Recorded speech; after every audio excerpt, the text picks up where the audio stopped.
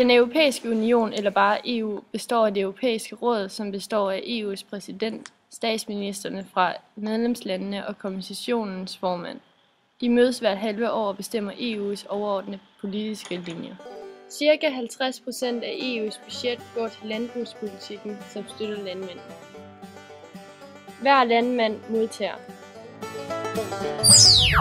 en hektarstykke beregnet ud fra, hvor meget jord han dyrker. En dyrepræmie beregnet ud fra antallet af dyr, han ejer. En indirekte stykke i form af garantipriser, hvor EU opkøber landbrugsprodukter, hvis markedet ikke kan overholde priserne over et fastsat minimum. Europaparlamentet består af 754 folkevalgte repræsentanter. De mødes hver måned i Strasbourg for at tage stilling til den nye lov.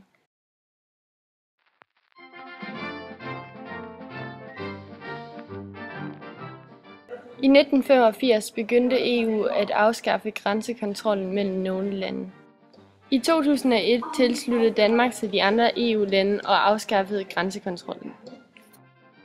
Det betyder, at EU-borgerne kan rejse frit rundt uden pas mellem landene, der indgår i aftalen.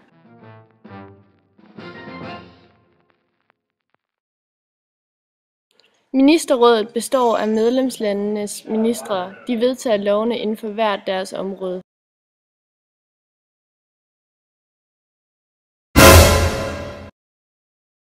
Et af EU's mål er, at alle borgerne i unionen skal føle sig trygge. EU fremmer sikkerhed, retfærdighed og frihed. EU prøver blandt andet at skabe samarbejde mellem politiet i medlemslandene.